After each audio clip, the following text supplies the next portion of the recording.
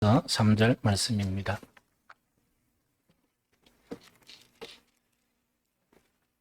함께 읽도록 하겠습니다.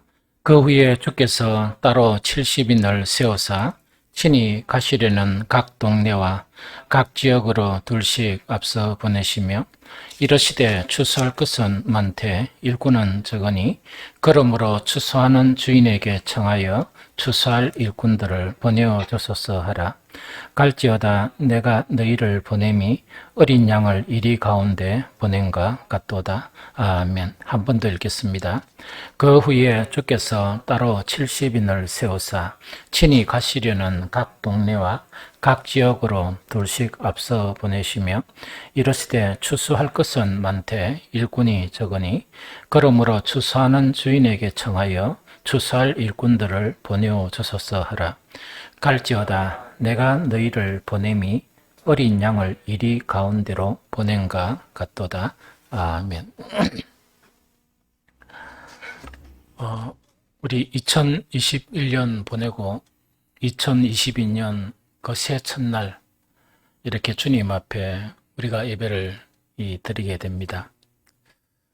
우리가 이제 그리스도인을 구분하는 방법은 다수가 있어요. 성경에 보면 이 다수가 있지만 신약 성경을 근거로 하면 이 두 가지 형태로 이 구분을 할 수 있는데, 하나는 뭐냐니까 육신에 속해 있는 그리스도인, 즉 이것을 육신에 속한 자로다 이렇게 하는 육신적인 그리스도인이 있고, 또 한 가지가 뭐냐, 영에 속한 그리스도인, 즉 영을 따라 행하는 그런 그리스도인, 이 두 가지로 이래 나누는 방법이 첫째 방법이에요. 그래서 우리는 육신에 속해 있는 그리스도인에서 탈피를 해서 이 영에 속한 그리스도인이 되어야 그게 온전한 하나님의 아들이 되고 온전한 성도가 되는 그런 것입니다. 그런데 또 한 가지 구분 방법이 어떤 방법이 있느냐니까 성장 형태에 따라서, 즉 이제 그리스도인이 되면 성장 형태에 따라서 어떻게 이제 구분하는 거니까, 한 부리를 젖 먹는 아이, 유아, 그렇게 사람 성장하고 똑같이 비유해가 유아, 그 다음에 또 조금 큰 어린아이, 요렇게 이제 그 한 그룹을 이야기한다 그러면, 다른 한 그룹은 뭐냐, 장성한 그리스도인, 이렇게 이제 구분을 해요. 그래서 사실은 우리가 들은 이 복음이 진리의 복음이고, 그 다음에 이 정상적인 내가 그리스도인의 생활을 하면 해가 바뀌면 바뀔수록 무엇이 새롭게 되는가 하니까, 육신적인 사람은 후퇴가 되고 육을 따르는 사람이 이렇게 죽어져 가고 영을 따르는 사람이 강해져 가요. 또 그것뿐만 아니고 정묻는 유아나 어린아이의 형태 자체를 버리면서 이 더 장성한 그런 하나님의 사람으로 변해져 가는 것, 이것 자체가 뭔가니까 이제 성경에서 구분하는 방법이고, 또 정상적인 그리스도인의 삶의 형태다 하는 그 이야기죠. 그래서 우리 모두도 새해를 맞으면서 이 작년은 지나간 거니까 그 지나간 것은 다시 돌이킬 수 없습니다. 우리에게는 이 땅에 있는 동안 계속 새로운 그런 시간들을 맞으면서 주님을 만나게 되거든요. 그래서 늘 새롭게 한 해를 보내고 또 한 해를 새롭게 맞으면서 우리는 지속적으로 영에 속한 그리스도인이 되어지고 또 하나는 장성한 그리스도인이 되어지는 것, 이것이 그리스도인으로서 최고의 행복입니다. 최고의 그런 복이거든요. 그래서 올해는 더 영에 속한 그리스도인이 되어지고 장성한 그리스도인으로 변모해가는 저와 여러분들이 되시기를 예수 그리스도 이름으로 축복합니다. 그런데 성장 형태, 두 가지 형태 똑같습니다. 그럼 어린아이가 있고 장성한 그리스도인이 있다입니까? 그럼 이거는 어떻게 구분을 하는가? 또 구분하는 근거가 뭐냐? 이거는 우리가 아는 것이 대단히 중요하거든요. 이것을 구분하는 방법도 성경에는 구약보다 신약까지 딱 숨겨져 있어요. 요소에서 이렇게 우리에게 말씀해 주고 있거든요. 그 중에 이제 한 가지 아주 이제 이 분명한 형태가 뭐냐니까, 어린 그리스도인, 그 다음에 장성한 그리스도인이 되면 이 차이가 뭐냐니까 어린 그리스도인은 자기를 위해서 살아요. 그래서 살아가는 것도 자기를 위해서, 신앙생활도 자기를 위해서요. 또 막 예배 드리는 거나 기도하는 거나 이것도 이 포커스가 어디에 딱 맞춰져 있느냐, 자기를 위한 거예요. 그러면 이렇게 되는 사람은 예배를 아무리 많이 드리고 기도를 아무리 많이 하더라도 성경에서는 어떻게 분류하느냐, 어린아이로 분류해요. 우리가 분류하는 거 다르죠. 우리는 뭡니까? 막 예배 참석 많이 하고 교회 일 많이 하고 기도 많이 하면 장성한 그리스도인으로 보죠. 주님은 그렇게 보시잖아요. 그래서 그것 자체가 자기를 위한 것이면 어린아이로 구분되고, 이 장성한 사람은 어떻게 되는 거니까 자기를 위해서 사는 것에서 이제 바뀌어 가지고 주를 위해서 살아가는 것. 이 주를 위해서 살아가는 것, 이것이 큰 차이다 하는 그거를 이야기합니다. 그리스도 안에서 어린아이는 그 특징이 뭐냐? 하나님의 은혜에 대한 갈구도 막 이래 이제 강구하는 것도 대단히 이렇게 많아요. 그래서 이 어린아이는 하나님의 은혜를 받을 줄만 알아요. 막 은혜 많이 받았다, 뭐 이렇게 복을 많이 받았다, 받을 줄 알거든요. 그런데 어린아이의 특징은 뭐냐? 받을 줄만 알지 주를 위해서 뭔가를 할 줄 모르는 사람. 이 사람이 어린아이다 하는 그 이야기죠. 그런데 실질적으로 이 장성한 그리스도인들은 뭐냐? 어린아이들이 아무리 많이 구해도 어린아이들에게 줄 수 있는 거는 한계가 있잖아요. 우리가 이 세상의 삶이 이치해도 어린아이한테 뭐 아파트를 하나 사줄 겁니까? 큰 자동차를 사줄 겁니까? 자동차 원하면 조그마한 자동차 장난감밖에 못 사주죠. 장성한 그리스도인들 자체는 뭐냐? 주님으로부터 받는 은혜가 어린아이, 아무리 뭘 달라달라 해도 그 어린아이하고는 비교할 수 없을 정도로 많은 은혜를 누리고 살아요. 그런데 어떤 사람이냐? 이 주를 위해서 뭔가를 하는 그런 이 사람으로 바뀌어져 있거든요. 이것이 큰 차이점이다 하는 그 이야기죠. 장성한 그리스도인에 대한 이 표현 자체가 성경에는 여러 곳에 나와 있습니다. 그런데 다는 접어두고 한 가지 특징적인 부분이 방금 말씀드린 이 말씀과 연관되어 있습니다. 거기서 로마서 14장 7절 8절인데 같이 읽도록 합니다. 우리 중에 누구든지 자기를 위하여 사는 자가 없고 자기를 위하여 죽는 자도 없도다. 우리가 살아도 주를 위하여 살고 죽어도 주를 위하여 죽나니 그러므로 사나 죽으나 우리가 주의 것이로다. 한 번 더 시작.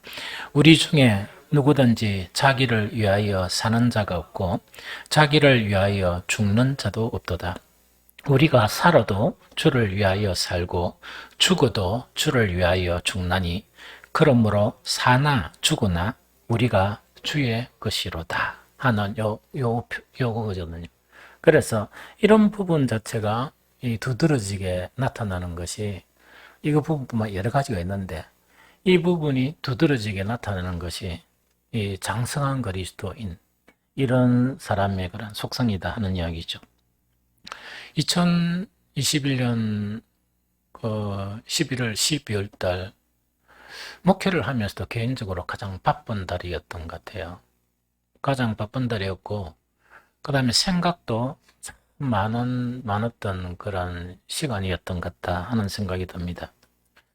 한 해를 보내면서 이 많은 생각 중에서 먼저 우리 교회, 우리 성도들을 생각을 해봤습니다. 분명히 어려운 시기를 살아가고 있거든요. 그래서 밖에 다른 목사님들이나 다른 교회 방문을 해도 어렵구나 하는 것이 피부로 느낄 정도로 어려운 그런 그 시대를 살고 있지만, 우리 교회와 성도들은 살펴보면 하나님의 풍성한 은혜를 누렸던 것 같다 하는 그것 자체를 부인할 수가 없었어요.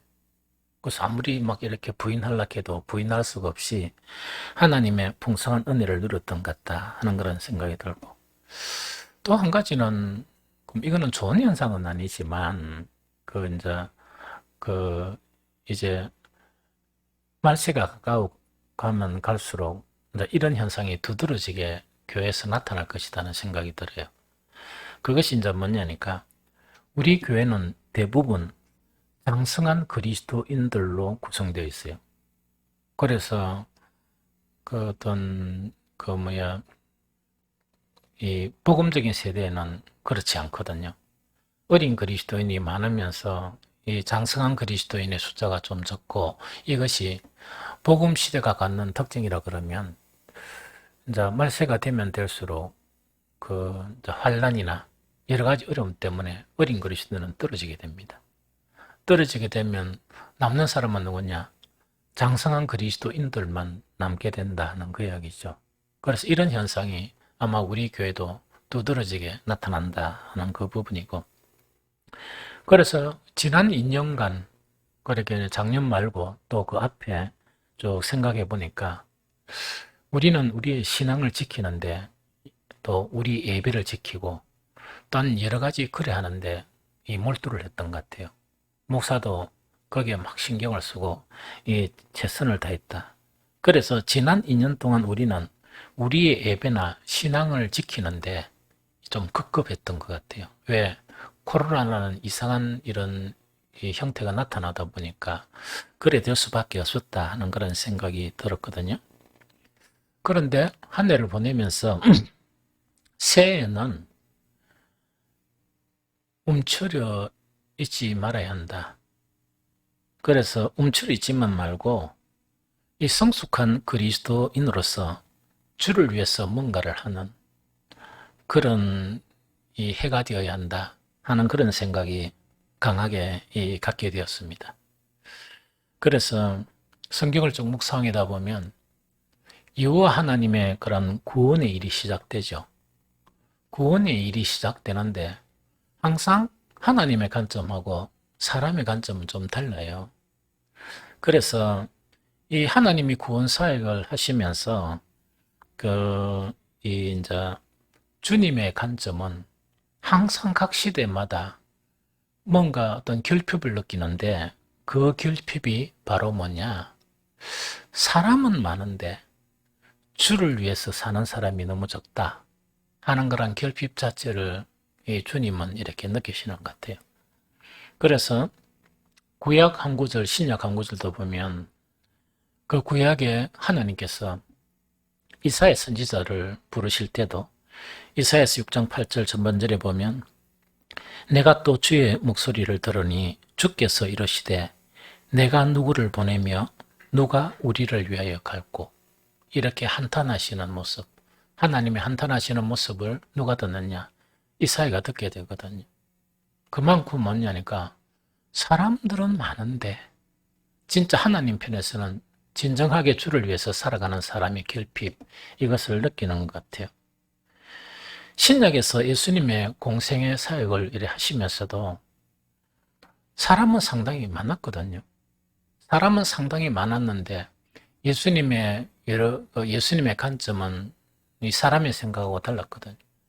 그래서 예수님은 마태복음 9장 36절, 38절처럼 이렇게 말씀하시는데 우리 같이 읽어보기를 바랍니다. 무리를 보시고 불쌍히 여기시니 이는 그들이 목자 없는 양과 같이 고생하며 기진함이라.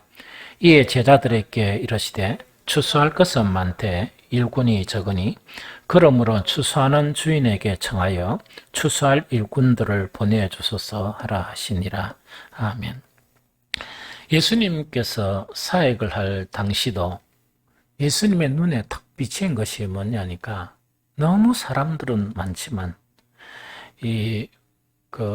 예수님이 보시니까 그 사람들의 대부분이 어떤 상태였냐?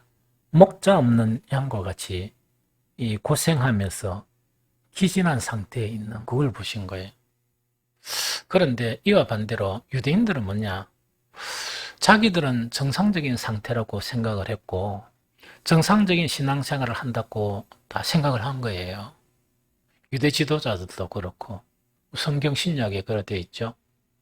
그래서 자기들은 다 정상인데 예수님은 또 보면 대다수의 무리, 이 대다수의 무리가 일부 소수를 제외하고 대다수의 무리가 목자 없는 양과 같이 심한 고생을 하는 것. 양에게 목동이 있죠? 목동은 생명과 같아요. 왜 양들은 다 근시기 때문에 멀리를 못 바라보거든요. 그래서 목동이 이끄는 대로 가서 정말 그의 모든 삶은 목동에게 달린 것과 같은 그런 거거든요. 그런데 그때 많은 사람들이 자기들은 문제 없다고 생각하는데 예수님의 눈에는 뭐냐? 영판, 이 목동을 잃은 양처럼 심하게 고생하며 심하게 유리하는 그런 상태가 바로 예수님의 시대에 예수님의 눈에 보인 그런 상태였다 하는 그 이야기죠. 그런데 이 말씀하고 지금 2001년을 보내고 2021년을 보내고 또 2022년을 맞잖아요. 우리의 상태는 어떤가? 그런데 아무리 생각하고 아무리 좋게 생각해도 예수님이 말씀하신 그때 상태나 지금의 상태나 별로 지금의 상태가 더 좋은 상태는 아닌 것 같다 하는 그런 생각이 듭니다. 뭐 몇 번 언급을 했지만 지금 통계 자료에 보면 뭐 한 가지만 딱 보면 어떤 내용인가 하니까 코로나 기간 중에 그 우리 성도들이 있죠. 성도들이 150만 명 이상 150만 명 이상의 성도가 예배의 자리에 나오지 않는데요. 그러나 그들은 뭐라고 하는가? 우리는 성도다 이렇게 이야기하는 거. 예배의 자리로 나오지 않는 그런 성도들이 150만 명이라는 것은 뭐냐? 150만 명이 이 갈 바를 알지 못하고 자기들은 심각한 문제인데 주님이 보시면 심각한 문제인지도 모르고 심하게 영적으로 혼란을 당하고 이 고생하며 유리하고 있다 하는 그런 그 생각이 듭니다. 이런 상황 속에서 오늘날의 교회 있죠. 교회나 교계의 상황 자체는요, 참으로 암담합니다. 그래서 오늘날 교회나 교계의 상황을 단적으로 알 수 있는 자료가 있습니다. 목양실에 있어요. 단적으로 알 수 있는 그런 자료가 있는데, 바로 이제 그것이 뭔가니까, 우리 합동교단은 한국 최대의 교단이 아니고, 세계에서 합동교단만큼 큰 교단은 없습니다. 그래서 세계 최대의 교단인 우리 총회에서 지금 시행 중인 거, 우리 수금 오신 분들은 계속 같이 기도하고 이랬죠. 그 은혜로운 동행 기도 운동, 이 캠페인이 지금 벌어지고 있습니다. 벌어지고 있는데, 제가 이 총회에서 온 그런 자료를 봤습니다. 봤는데, 그 중에 이제 탁 이렇게 그냥 넘어갈 수 없는 게 총회에서 기도의 지침이 내려왔습니다. 우리 기도할 때 제가 기도 노트에가 저 뒤에 걸어놨죠. 그와 마찬가지로 우리는 이렇게 합심해서 기도해야 된다 하는 기도 노트가 그 안에 가이드 안에 붙어 있었습니다. 그런데 그 기도 제목을 이렇게 보다가 보면 우리의 현실이 어떤 것인가 그거를 대본에 알 수 있어요.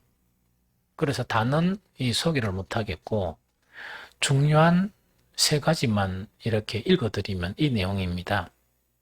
총회에서 놓은 즉 뭡니까? 총회 기도에서도 기도하고 각 노예에 지시하면서 이 기도를 하시오. 각 교회에서도 이 기도를 하시오.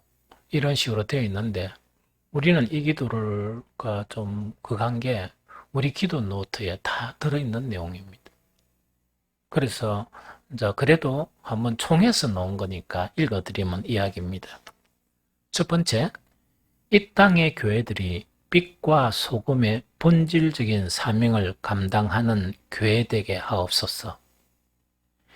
진리의 기둥과 틀로서 역할을 신실하게 감당하게 하소서. 우리 기도 내용에 그대로죠. 그리고 여기에 들어있는 거예요. 그러면 이걸 통해서 지금 이 땅에 교회 현실을 대반이 알 수 있는 것은 뭐냐니까, 교회 상황이 빛과 소금의 역할도 못하고 있고, 특히 가장 중요한 진리의 기둥과 터의 사명을 감당하지 못하고 있다 하는 그 현실을 우리가 느낄 수 있는 거예요. 그래서 기도 노트를 보면서 참 용기 있게 대단하게 정말 우리 자신을 이렇게 드러내었구나. 딴 데서 보면 좀 부끄러울 거잖아요. 그러나 참 이렇게 기도해야 된다 하는 그런 생각이 들었거든요. 두 번째 내용 자체를 읽어드리면, 성도 한 사람 한 사람이 말씀과 성령으로 새롭게 되어 거룩한 주님의 자녀들로 살아가게 하옵소서. 이 두 번째. 다시 읽어드릴게요. 성도 한 사람 한 사람이 말씀과 성령으로 새롭게 되어 거룩한 주님의 자녀들로 살아가게 하옵소서. 총회에서 발간된 기도 캠페인 운동의 기도 제목입니다. 그러면 이것은 무엇을 대변하느냐? 오늘을 살아가는 그리스도인들이 말씀과 멀어졌고 성령과 멀어졌다는 이야기거든요. 그 다음에 뭐냐니까, 예수께서 피로 값주고 하나님의 아들로 우리를 세웠는데 전혀 하나님의 아들의 모습이 아니다 하는 그것을 반증하는 그런 내용이다 하는 그 이야기죠. 세 번째, 깜짝 놀랐습니다. 깜짝 놀란 게 뭐냐, 제가 한 번씩 총회나 이걸 좀 비판을 했죠. 바로 서지 않으면 안 된다 했는데, 그 내용이 우리 총회를 붙들어 주시고 우리 총회가 거룩한 공교회로 작동하게 하시고 인간적인 정치 원리가 아니라 주님의 가치와 섬김이 작동하는 총회로 거듭나게 하옵소서 하는 이 내용입니다. 그러면은 총회는 가장 거룩한 곳이어야 되거든. 그런데 가정한 것이 거룩한 곳에 들끓고 있다 하는 것을 반증하는 내용이에요. 그래서 제가 참 용기가 있다 하는 게 요 내용이거든요. 그래서 총회가 거룩한 공교회로 이 영향력을 미치지 못하고 있다 하는 그 이야기고, 하나님의 이끄심과 섭리에 따라 총회로서의 일을 해야 되는데 인간이 득실거린다. 즉 인간적인 정치 원리밖에 없다 하는 것을 반증하는 그런 내용이다 하는 이야기죠. 이 총회가 작심을 하고 이 기도회를 했다 그러면 뭔가 부풀릴 필요도 없고 오히려 이거 좀 미화해서 이렇게 표현한 것 같아요. 그래서 이것이 바로 오늘날 교회의 현실이고 성도들의 현실이고 총회의 현실이다 보니까 얼마나 많은 사람들이요, 그렇게 그냥 속고 있는 거라.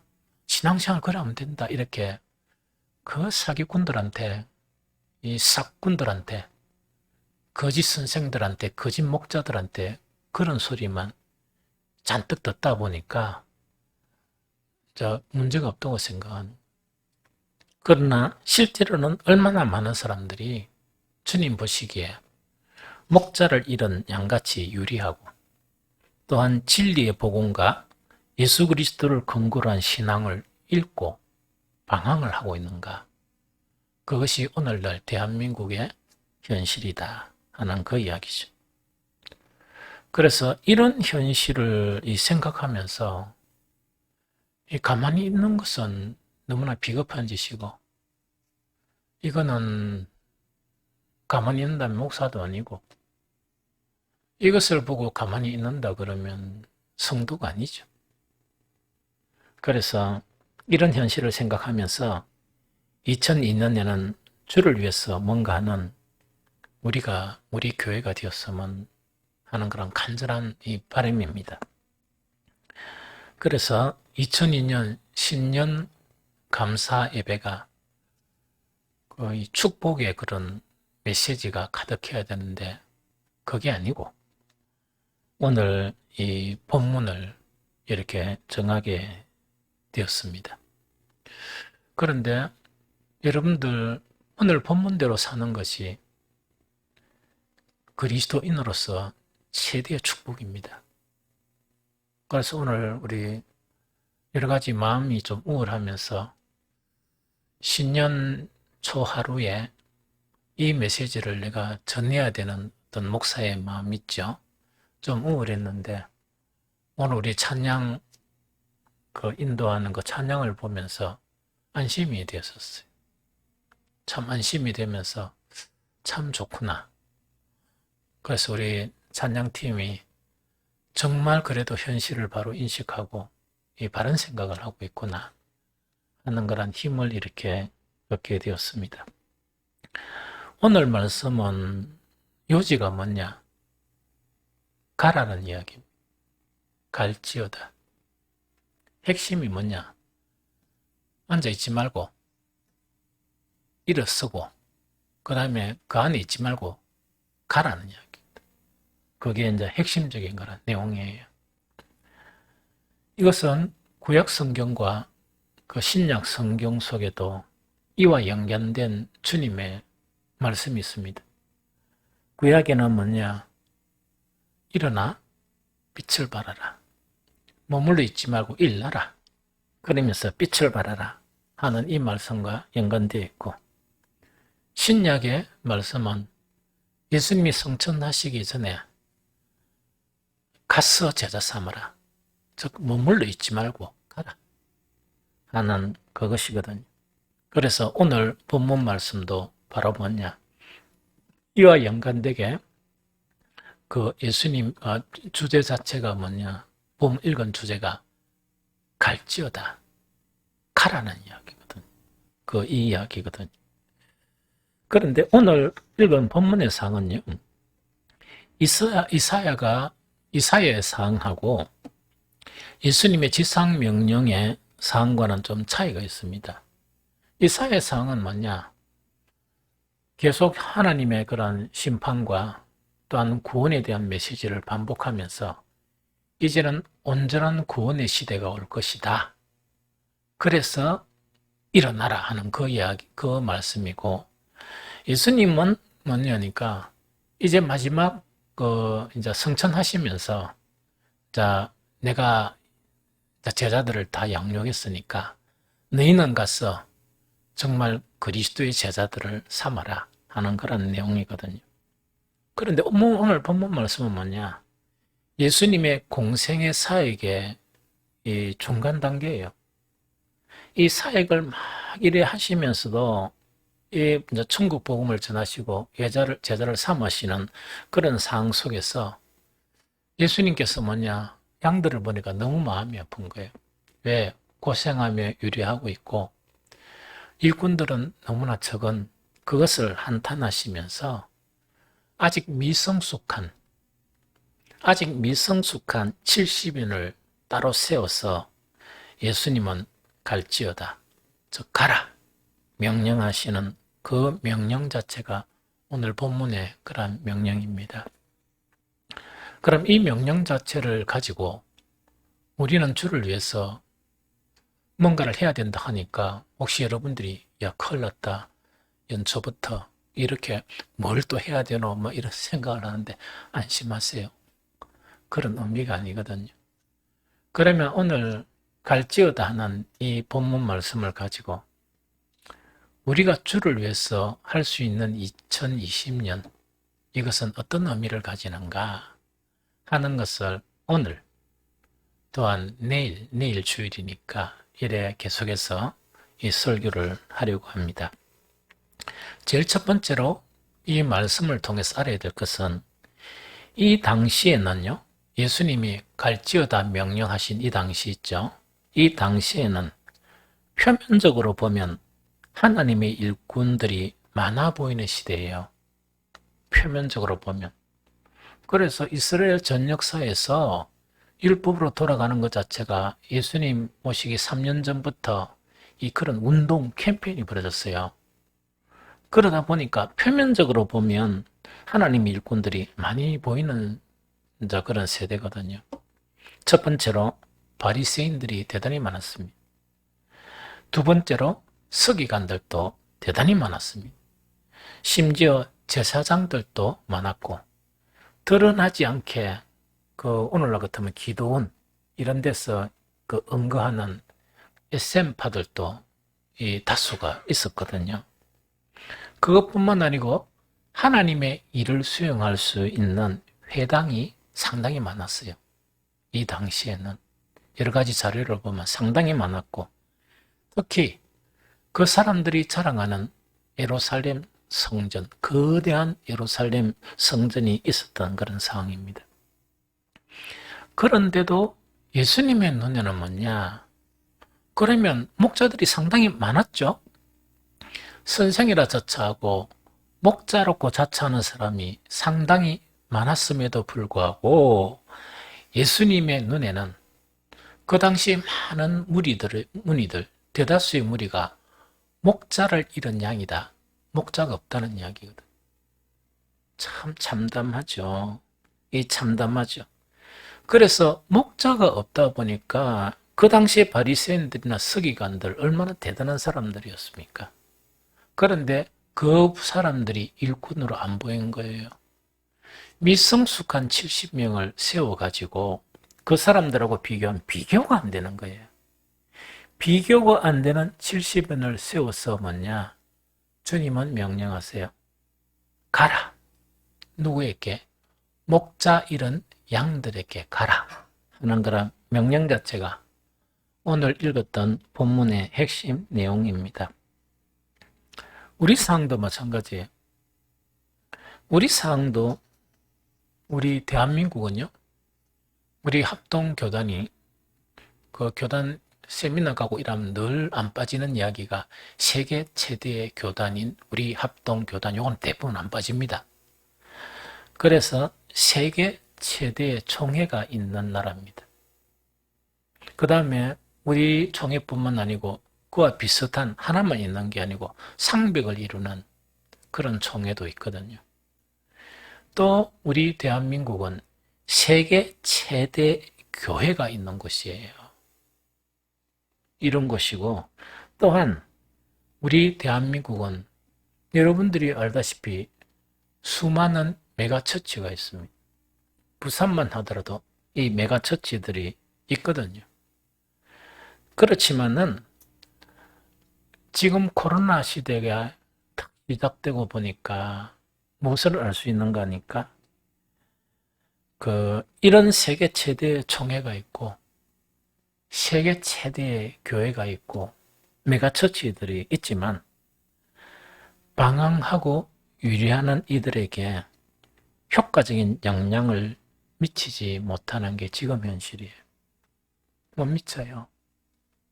그러면 메가처치가 뭐냐? 사람을 팍 움직여 해가지고 그 여의도 광장에서 뭔가를 하려고 해도 돈은 있고 일꾼은 엄청 많고 이 동원할 수 있는 그런 여력도 있지만 못합니다.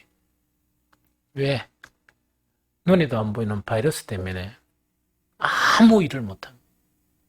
아무 일을 못하거든요. 그러면 큰 교회는 아무 일도 못하는데 빛과 소금 교회 같은 작은 교회가 무슨 일을 할 것이냐? 할 수 있다 하는 게 오늘 설교의 내용이에요. 할 수 있다 하는 이야기거든요. 지금요, 앞으로 현실은 아무도 모릅니다. 코로나가 어떻게 될지, 우리나라 정세가 어떻게 될지 아무것도 몰라요. 그러니까 깜깜합니다. 깜깜한 이런 세대 속에서요, 세계 최대의 총회가 할 수 있는 건 없습니다. 그런데 우리 총회가 각 지교회나 이 노예별로 기도를 하라 하면서 캠페인을 벌였죠. 우리 노예가 우리 총회에 100 몇십 개의 노예 중에서 한 노예인데 현실을 이야기하면 가장 작은 노예예요. 가장 작은 노예가 가장 모범적으로 기도를 하고 있습니다. 좀 이제 현실을 알겠습니까? 알겠죠? 그래서 참 이것이 전반적으로 뭔가를 하는 것은 불가능하고 총회에서 내년에 운동장을 빌려가지고 각 노예 대표자들 이래가지고 기도를 하고자 하는데도 계획일 뿐이지 총회에 돈이 없어서 못하는 것도 아니고 이 설교 하나고 기도에 인도하는 능력자들이 없어 못하는 게 아닙니다. 그런데 총회에서 이런 캠페인을 하면서 마지막을 그렇게 하자 했을지라도 단지 요거는 계획이다. 계획이란 것은 뭡니까? 코로나가 없어지면 그렇게 하자. 그 이야기. 그러다 보니까 지금 현실 자체가 총회나 메가처치 많은 사람들을 운집하거나 안 그러면 대부흥 사경회를 하거나 많은 대중으로 상대로 하고 있는 복음 전하는 방법이 있죠. 이거는 못합니다. 그럼 그거 못한다고 복음을 못 전하느냐? 그런 생각 자체를 가지는 것이 잘못된 생각이다 하는 그 이야기죠. 그런데 우리 교회는 참 할 수 있어요. 물론 딴 교회가 할 수 없다는 게 아니고 할 수 있거든요.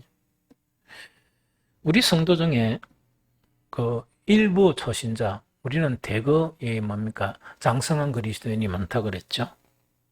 일부 초신자들을 제외하고 이미 새 언약의 말씀이나 새 언약의 복음을 지속적으로 들어왔습니다. 70인처럼. 그 당시에 서기관 바리새인 제사장들도 있었지만 이 사람들의 한 가지 문제가 또 뭐가 있었냐. 70인들은 새 언약의 말씀을 들었지만 이 사람들은 새 언약의 말씀이 아니고 옛날 구언약의 말씀에 매여있던 사람이에요. 그러니까 할 수가 없는 거예요. 그래서 우리 모든 교인들은 이미 새 언약의 말씀인 복음을 지속적으로 들어왔다 하는 그 부분이죠. 그러다 보니까 우리 교회는 사람을 동원하려고 해도 경제적인 여건이 안 됩니다. 장소도 안 돼요. 안 되는 거 할 필요가 없어요. 지금은 안 되니까 그런 갈 필요가 아무것도 없거든요. 그럼 어떻게 하는가? 생명의 복음을 가진 각자가 내한테 가장 가까운 사람에게 접근하는 것은 법으로 금지되지도 않고 코로나가 더 이렇게 유행을 해도 아무 문제가 없어요. 더 가까운 사람이란 거 뭐냐? 여러분들께 가장 가까운 사람은 이제 이 세상 얼마 남지 않는 여러분들의 부모들이 있다면 그 부모들이 가장 가까운 사람들이. 열심히 여러분들이 기도했지만 아직 교회에 예배도 참석하지 못하는 자녀들이 있다면 그 자녀들이 가장 가까운 사람이에요. 그러면 여러분들 자녀 만난다고 못 만나게 하는 거 아니거든요. 여러분들 부모님 만나는데 못 만나게 하는 것도 아니거든요. 또 그것뿐만 아니에요. 아무리 사회성이 없어도 지금 사회성은 있어도 안 됩니다. 그 사무실 목사님들을 만나보면 활동을 왕성하게 하는 분들이 너무 힘들어해요. 왜? 많은 사람을 만나야 되는데 못 만나가지고 많은 사람을 만나야 되는데 못 만나거든요. 그런데 우리 교인들은 보면 사회성이 활동이 활발한 사람이 별로 없어요. 그래서 이것도 참 코로나 시대에 잘 됐다 하는 생각이 들거든요. 그나마 그래도 이 친한 사람들이 있다 아닙니까? 그 사람들이 여러분들이 갈지어다 하는 명령의 목표예요. 그게 더 쉽죠. 여러분들 모든 걸 그만두고 선교하라는 것도 아니고 모든 걸 다 내려놓고 목회라는 것도 아니거든. 그래서 그렇게 하면 된다 하는 그 이야기거든요. 그러다 보니까 우리는 뭡니까? 주님의 명령, 갈지어다 하는 명령이 내 마음만 먹으면 할 수 있지, 이거는 전혀 어려운 것이 아니다 하는 그 이야기죠. 지금 현재의 복음의 패러다임이 옛날 형태를 버리지 못하면 교회는 못 살아남습니다. 그걸 봐야죠. 옛날처럼 대중이나 옛날처럼 메가처치나 이런 거 있죠. 안 됩니다. 모르지 내년이나 뭐 올해나 이래가 그 바이러스가 완전히 없어져 가지고 옛날처럼 된다면 모르겠습니다.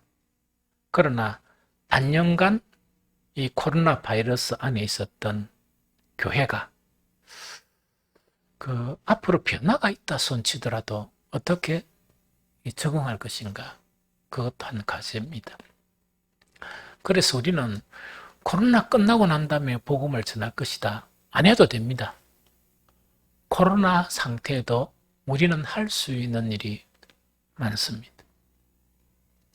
지금 복음의 패러다임은 어떻게 돼야 되는 거니까 메가처치 아니에요. 지금은 초기 교회의 가정교회처럼, 여러분들 에베소, 갈라디아, 골로새서 이라니까 여러분들 이미지가 뭡니까? 수영로 교회처럼 거기에 교회가 하나 덩그리 있는 것처럼 보이죠? 아니고 그 교회가 가정별로 교회가 있는 거예요. 그러면서 서로 커뮤니케이션을 하면서 또 위대한 그 선생이 오면 또 모여가지고 옛날에 우리 부흥회하는 형태로 있다 이거죠. 모이면서 또 복음의 메시지를 듣고 이래요. 그런데 그 당시에 복음의 힘의 역동력이 너무 강해서 세계로 뚫고 나갔던 거예요. 그 작은 교회들이. 그때 메가서치라는 그런 개념은 없었습니다. 이해가 되죠? 그런 것처럼 지금 복음의 패러다임은 어떻게 해야 되는가? 작은 불꽃들이 앉아있지 말고 일어나는 거예요. 작은 불꽃들이 이제는 움직이는 거예요. 그래서 그 작은 불꽃들이 모여서 정말 메가처치를 만들어라는 게 아니고 뭘 해야 되나? 큰 복음의 불길을 형성할 수 있다는 이야기죠. 코로나 시대는 그게 아주 중요한 방법입니다. 설마 이건 아니겠죠? 나는 우리 자식도 뭐 별로 관심이 없고 부모도 관심이 없고 친한 사람도 관심이 없고 내만 천국 가면 된다 하는 어린아이들은 아니겠죠? 어린아이들이 아니면 여러분들의 선교지가 여러분들의 부모, 자식, 가장 가까운 친구들입니다. 이렇게 이제 우리는 할 수 있다 하는 그 이야기죠. 두 번째, 이 갈지어다라는 진리를 충분히 이해를 해야 됩니다. 우리는 믿음을 지키는 것하고 또 믿음을 강화하는데 예배의 자리, 기도의 자리, 말씀의 자리, 봉사의 자리, 이것은 대단히 중요한 것입니다. 이해가 되죠? 대단히 중요한 겁니다. 이걸 잘해왔다 그러면 예수님의 명령은 뭐냐? 그 자리에만 머물러 있지 말고 일어서서 가라는 이야기입니다. 누구에게로? 내 소중한 자녀에게, 친구에게, 부모에게 가라는 이야기입니다. 그러면서 방황하고 유리하는 하나님의 양들이 그분들이잖아. 또 혹시나 친구들 중에 150만 명에 속하는 친구, 주일날 교회도 안 가고 있답니까? 이런 친구들도 있겠죠. 그러면 그들에게 가라는 이야기거든요.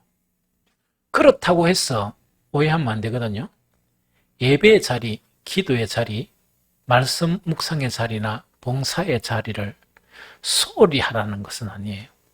그건 그대로 하면서 가장 가까운 이웃에게, 가장 가까운 양들에게 가라 하는 그 이야기입니다. 그래서 새해는 우리가 예배의 자리나 기도의 자리, 말씀 묵상의 자리, 그리고 봉사의 자리를 지켜야 합니다. 왜? 이건 힘의 원동력이니까. 이걸 지키면서 이 안에만 움츠려 있지 말고 기회가 있는 대로 우리는 가까운 이웃을 만나러 가야 합니다. 그래서 이 세대에서 고통하는 하나님의 양들에게 생명의 복음을 공유해줘야 돼요. 공유해주고 또 이런 일을 하는 저와 여러분들이 되시기를 축복합니다. 세 번째, 이제 어떤 방법이냐. 잠깐 이야기했지만, 기존 세속적인 관행은 버려야 됩니다. 이제 그걸 좀 이래 버리세요. 하나님은 여러 가지 상황을 통해서 하나님은 계시해 주시는 하나님입니다. 우리가 장성한 그리스도인이라면 2년 동안 2년 넘게 코로나 바이러스를 통해서 하나님은 뭔가를 말씀해 주시는데 기존 관행을 가지고 길을 닫아버리고 이 마음을 닫아버리면 하나님은 얼마나 답답하시겠어요. 그래서 기존 어떤 패러다임이 있죠. 아까 이야기한 버리세요. 앞으로 어떤 거는 모르겠지만 코로나 시대는 안 맞습니다. 안 맞으니까 그런 생각을 싹 버리고 이런 상황 가운데 내가 주를 위해서 할 수 있는 일이 무엇인가 그것만 생각하면 됩니다. 복음은 자유의 복음이에요. 자유의 복음을 인간의 제도에 묶어둬 버리죠. 그러면 신앙은 타락합니다. 복음은 변질해버려요. 그래서 갈지어다 하는 주님의 명령에서 가장 중요한 것은 어떤 이 자유의 복음을 사람의 내가 익숙한 그런 제도 있죠. 그 제도에 묶어버리면 안 됩니다. 제가 수요나 금요 기도회 때 앞으로 이건 안 합니다 해가 제가 몇 번 이야기를 던진 게 있습니다. 차전도 안 합니다. 그러면 차전도 얼마나 쉬운 건데요. 차전도를 해야지요. 안 맞습니다, 지금. 안 맞는 거는 안 해야죠. 안 하고 새로운 그런 패러다임, 즉 주님이 말씀하시는 것에 귀를 기울여야 합니다. 그래서 옛날 기존적인 틀은 최소한 코로나 시대는 안 맞습니다.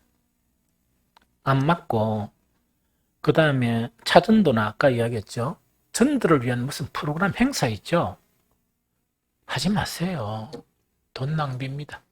그러고 괜히 정부하고 마찰만 되고 세상 사람들로부터 그거 하고 손가락질을 받습니다. 저 사람들 혹시 사이코가 있냐 하는 그런 소리를 듣거든요. 그러고 그걸 한다 해도 지금 안 됩니다. 안 되거든요. 그래서 지금은 뭐냐 아까 이야기했죠. 내한테 가장 소중한 사람들, 내한테 가장 가까운 사람들 중에 잃어버린 영들, 뭐 신앙생활 잘하는 사람한테 갈 필요는 없죠. 단지 차 마시고 교제할 때는 가도 돼도 복음의 대상은 아니잖아요. 너무 잘하고 있는데 왜 그게 복음의 대상이 되어야 됩니까? 고통하고 아파하는 영혼들에게 가야 되죠. 그래서 아웃라인을 정하면 이렇게 하면 될 것 같다 하는 생각이 듭니다. 그런데 저한테는요, 가까운 사람 해봐야 10명도 채 안 됩니다. 10명도 채 안 되지만 그 10명이 천하보다 귀한 하나님의 10명이에요. 그럼 그 10명을 가지고 천국 갈 때까지 10명에게 투자하세요. 선교 가지 말고, 멀리 가지 말고, 지속적으로 꾸준하게 일평생 동안 내 부모 아직 복음을 못 받았다면 언제 갈지 몰라요. 언제 갈지 모른다 이야기 하나 해드릴까요? 막 그 연말 연초 좋은 일이 만나가 그랬었는데 우리 노회의 어떤 목사님이 사랑하는 사모님이 그 이식을 해줘야 되는 그게 정확히 간인지 콩팥인지 이란데 그게 못하니까 이 목사님이 자기 거를 이식해 주신 거예요. 문제는 사모님은 살았는데 목사님한테 부작용이 일어난 거예요. 그래서 부작용이 일어났다 해가지고 우리가 그래도 기도는 하자 이래가 기도를 했거든요. 했는데 왜 이러는 거니까 교인 중에 한 명이 다니다가 이 코로나가 걸려가지고 여행이도 목사님이 그 이제 예배 인도하고 이렇게 막 악수하고 이러다가 그거 돼가지고 긴급하게 병원에 실려 가셔가지고 그거 여러 가지 부작용하고 해가지고 바로 돌아가셨습니다. 그래서 그 사모님 마음이 좀 어떻겠습니까? 자기 살리고 그 다음에 그 코로나 걸렸던 성도가 고의로 했습니까? 마음이 좀 어떠했겠어요? 그래서 사람은 모릅니다. 언제 갈지. 그래서 코로나 시대에 여러분들이 가장 가까운 지인, 유리하고 방황하는 영혼들이라 그러면 틈나는 대로 시간을 내는데 한 번, 두 번 해가 안 되거든요. 왜 되는가? 작정을 어떻게 하는가? 하나님이 나를 부르실 때까지 나는 그 영혼을 위해서 살리라. 이렇게 생각하면 얼마나 바쁘겠습니까? 10명 같으면 되게 바쁘겠죠? 그게 여러분들의 선교고, 그게 여러분들을 향한 하나님의 지상 명령입니다. 그러고 절대로 어중간하게 이러면 안 됩니다. 어중간하게 성경에도 없는 데 있답니까? 뭐 대충 저라면 천국은 안 가겠나? 항상 모든 기준은 성경하고 봐야 돼요. 성경하고 안 맞으면 천국 가기가 힘듭니다.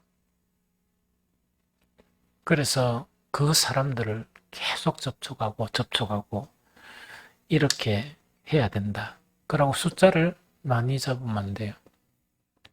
많이 잡으면 경제사정도 문제가 되고 시간이 너무 바빠가 많이 할 수가 없습니다. 그래서 소수의 무리에게 예수님이 재림하실 때 찾는 사람 있죠. 때를 따라 양식을 나눠줄 자. 때를 만나가 계속 양식을 나눠주는 그 일을 지속하십시오. 주님이 기뻐하시는 지금 이 시대에 가장 중요한 방법입니다. 두 번째, 물론 이렇게 생각 안 하겠지만 그래도 혹시 이야기합니다. 가라 하는 그 주님의 명령이 이 교세 강화 알죠? 교회 몸집을 키우는 우리 교회나 만드는 세속적인 틀은 완전히 버리세요. 코로나 시대만이라도 완전히 버리세요. 코로나 시대하고 안 맞습니다. 좀 이해가 되죠? 그렇게 버리고 뭘 해야 되는가? 그 영혼에 중점을 두세요. 그 영혼이 우리 교회 출석을 내가 10년 하든 20년 하든 해가 지옥 가버리는 거하고 우리 교회 출석은 안 하지만 그 영혼이 천국 가는 거하고 무엇이 주를 위한 것입니까? 그래서 옛날 세속적인 교세 강화를 위한 그거는 하지 마세요. 목사가 우선 그걸 안 기뻐합니다. 이해가 되겠죠? 한 가지 예를 들게요. 작년에 그 몇 주 전에 홍선옥이 알죠? 우리 홍선아 언니예요. 홍선아 안 왔죠? 내가 둘을 비교하면 홍선옥보다 선옥이가 훨씬 나아요. 내가 선옥이한테만 이야기했습니다. 선아보다 네가 훨씬 낫다. 이런 식으로.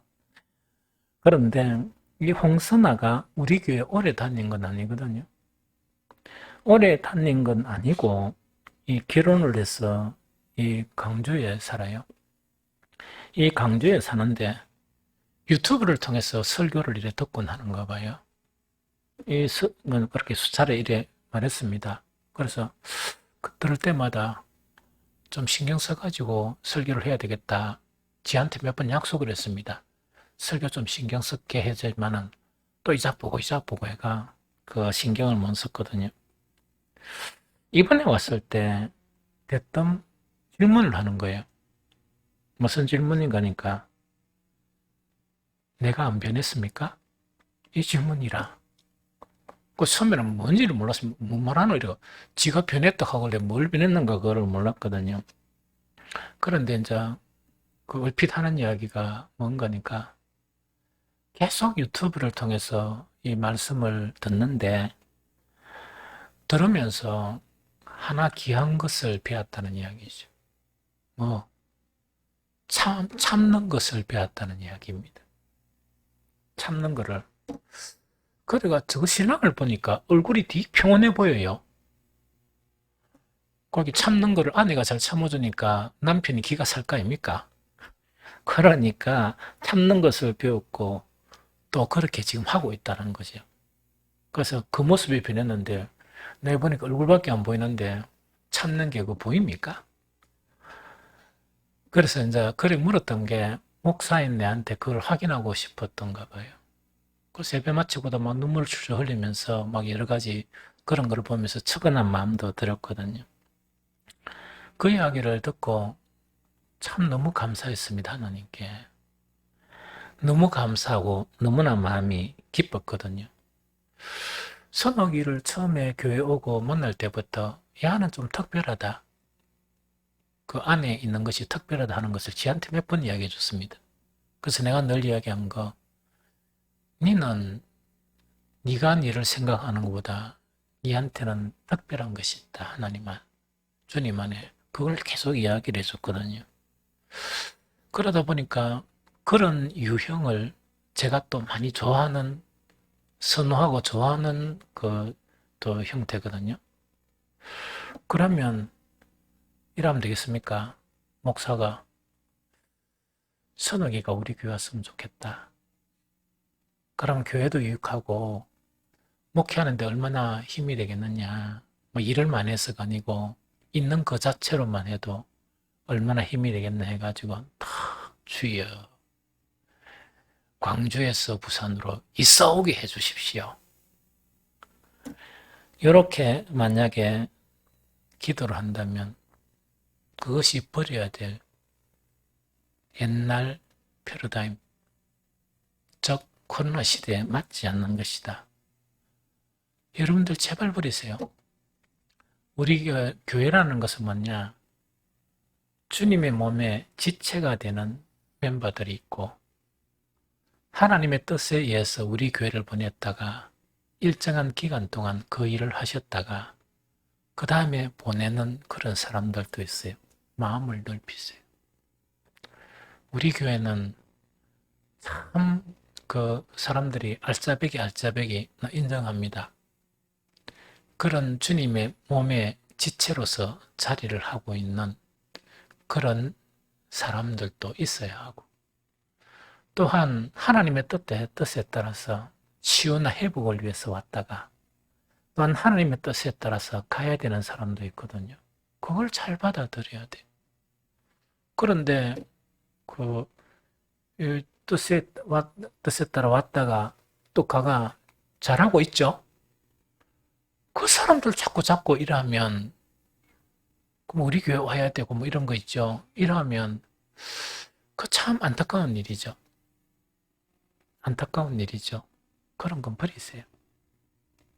항상 주를 위해서 유익한 것이 무엇이냐 그걸 생각해야 돼. 그래서 선옥이는 광주에서 저거 아들, 저거 남편이 있으면 그 두 사람에게 빛이 되는 거야. 빛이 되고 강주에 지인이 있다면 그 사람들에게 진리의 복음을 전하는 거예요. 그러면은 저그 가정이 회복되면 다른 가정도 이렇게 몇몇이 회복되면 얼마나 큰 선교고 얼마나 대단한 일이겠습니까? 그래서 그런 관점에서 바라보는 것이죠. 그러면서 보고 싶으면 뭐 몇 달만 한 번씩 부산에 오든지, 나도 저게 사모한테 경주에 한번 가야 된다 가서 오리탕도 한번 먹고 이렇게 했지만 시간적 여유가 없었어. 못 가거든. 그래서 보고 싶을 때 가가 또 교제하고 힘을 주고 이렇게 하는 거지. 그래서 이렇게 해야 된다. 세 번째요. 빛과 소금 교회에 지체가 많아지는 거. 이거 있죠. 이거 중요한 일이에요. 지체가 많으면 더 좋죠. 식구가 많다는 거는 더 좋지만은 그 사실 지체가 많다 하는 참교회는 그 영적으로 어떤 의미냐, 표처럼 주님의 몸 안에 지체가 되어야 돼요. 주님의 몸 안에 들어와 가지고 지체가 되어야 돼요. 그게 교회 에클레시아예요. 에클레시아라는 교회가 어떤 의미인가? 지체로 들어오지 못한 사람을 이야기하는 거 아닙니다. 주님의 몸 안에 지체가 된 사람이 에클레시아 교회입니다. 이해되겠죠? 그러면은 주님이 우리 몸도 아니고 주님의 몸인데 아무나 들어오려고 하면 주님이 허락하시겠습니까? 허락하실 수가 없죠. 그래서 주님의 부르셔야 가능해요. 첫 번째.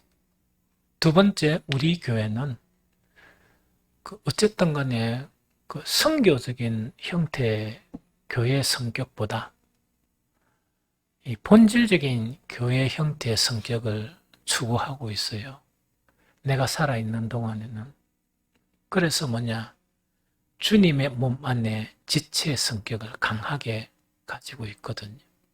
그래서 이런 것하고 맞아야 지체가 되지, 그 어떤 세속적인 기준이나 이래 가지고는 되는 건 아니거든요.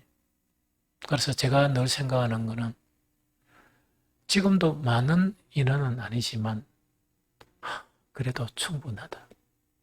그러나 더 있으면 더 좋지만 충분하다. 그 다음에 감사하고 하는 그런 생각이 들거든요. 마지막 네 번째 뭐냐?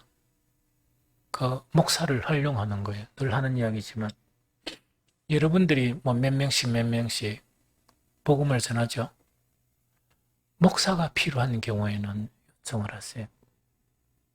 여러분들 친구 중에서 목사가 만나줬으면 좋겠다 이라면 그런 일에는 제가 반드시 만납니다.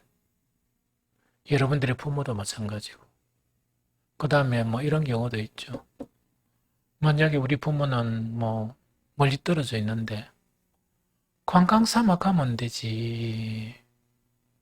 가서 예배도 드리고 바람도 쐰다 생각하고 복음도 전하고 이것도 가능하지. 그래, 그런 것에 매일 필요가 없습니다. 단지 뭐냐? 한 영혼이 구원받는데 이렇게 모든 초점을 기울여야 한다. 이게 신년부터 우리가 해야 될 위대한 사명입니다. 큰 거 아니죠? 큰 거 아니죠? 그런데 주님 보시기에는 대단히 큰 일입니다. 이제 결론을 맺겠습니다. 코로나와 우리의 상황은 앞으로 어떻게 될지 전혀 모릅니다. 확실한 것은 뭐냐? 더 이상 물러설 곳이 없고 더 이상 움츠리면 안 됩니다. 그래서 2022년은 하나님의 능력을 믿고 분연히 일어서야 되는데 세속적인 방법이나 기존 방법들을 다 탈피하고 이 시대 안에서 우리는 가장 가까운 사람들에게 생명의 복음을 공유하는 그런 작은 불꽃이 되는, 그러면서 혹시 압니까? 또 다른 교회도 이런 작은 불꽃을 일으키면 국내에서 교회가 몇 개입니까? 그러면 그 작은 불꽃들이 모여서 초대교회처럼 큰 불을 일으키는 큰 건물은 없고 큰 뭐 교세는 없더라도 그런 복음의 불을 일으키는 그러한 일들이 일어날 수 있다 하는 생각입니다. 이 일에 동참하는 저와 여러분들이 되시기를 예수 그리스도 이름으로 축복합니다.